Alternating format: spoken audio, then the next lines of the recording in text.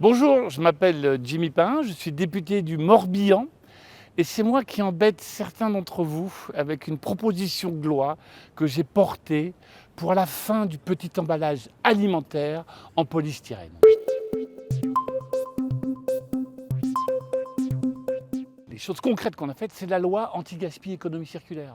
On a fait une loi qui avait 3 objectifs, qui étaient d'abord de réduire notre consommation de plastique, enfin de réutiliser tout ce qu'on pouvait réutiliser, y compris dans l'emballage, et enfin, quand on ne pouvait pas, de recycler et de recycler le moins mal possible.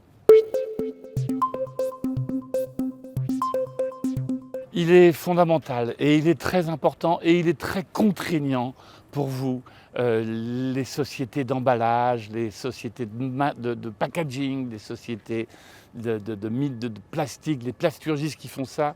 Vous avez un boulot terrible. On ne peut plus, donc il faut qu'on soit créatif, il faut qu'on soit intelligent, il faut que sur tout ce qui est RSE, on puisse travailler de la façon la plus claire possible. Et puis nous aussi, qui faisons la loi, devons vous donner des objectifs et il faut que ces objectifs-là, on arrive à s'y tenir tous. Le rôle des entreprises, il est fondamental parce que c'est vous qui êtes à la manœuvre.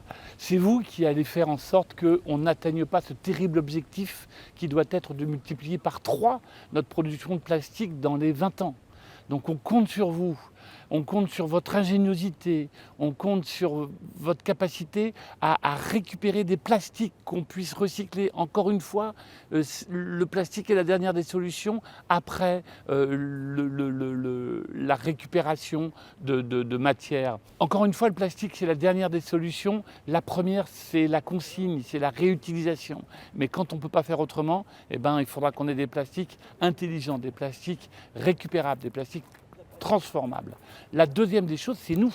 C'est nous qui, législateurs, devons vous aider à aller vers cet objectif de moins de zéro plastique. Vous savez qu'on dit qu'en 2050, il y aura plus de plastique que de poissons dans l'océan. On ne peut pas accepter ça, parce que si on arrive à ça, c'est une catastrophe. L'océan, c'est une respiration sur 2. Il faut que l'océan puisse continuer à vivre. Donc il faut tous qu'on s'aide. Je sais que c'est des moments très difficiles. En 20 ans, on vous demande de ce que n'ont pas fait nos parents, nos grands-parents en 100. On change de paradigme, quoi, vraiment. Et je pense qu'il faut qu'on soit tous solidaires sur ces affaires-là.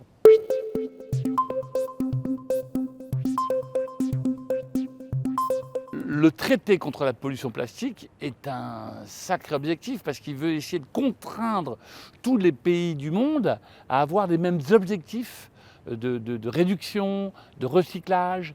Donc moi, à mon petit niveau, ce que j'ai fait, c'est à travers une loi.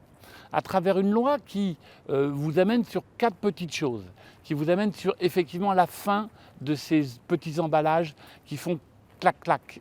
Vous savez, ces pots de yaourt. Je crois vraiment qu'on doit, et je sais que les producteurs sont capables de le faire, que leurs lignes d'industriels sont capables d'être changées un petit peu, et qu'on peut mettre effectivement des pots de yaourt qui seront un peu moins cassables que les premiers.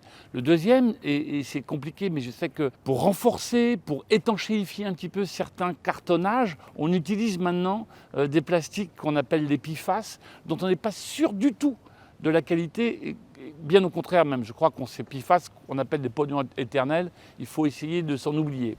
Enfin, moi je crois que c'est important que sur vos emballages, vous savez, il y a un logo qui est sorti il n'y a pas très longtemps avec la fameuse tortue et le poisson qui se perd un petit peu dans des filets et tout, qui dit, attendez, dans cet emballage carton, il y a du plastique. Je préfère bien plus l'emballage qui dit, cet emballage est uniquement en carton ou en autre matériau dans lequel il n'y a pas de plastique. Et enfin, il faut qu'on arrive à se responsabiliser tous. On s'est déjà beaucoup responsabilisé, vous savez, sur la loi anti-gaspi économie circulaire. On n'a quasiment plus de verre jetable, en plastique, on n'a quasiment plus de couteaux fourchettes en plastique, on n'a plus de coton-tige, on ne jette plus rien dans la poubelle si ce n'est que des choses qui sont vraiment recyclables. J'ai hâte de venir vous voir à ce salon de l'emballage, à ce All for Pack. Je sais les challenges qu'on vous donne. Vous savez, chez moi, j'ai un petit producteur de tomates cerises, ça s'appelle Savéole. Et ça y est, eux, ils sont passés en emballage carton. Et je crois qu'on peut tous y arriver. Ça nous coûtera un peu plus cher. L'État vous aidera à la transformation, à l'évolution de vos produits, mais il faut le faire.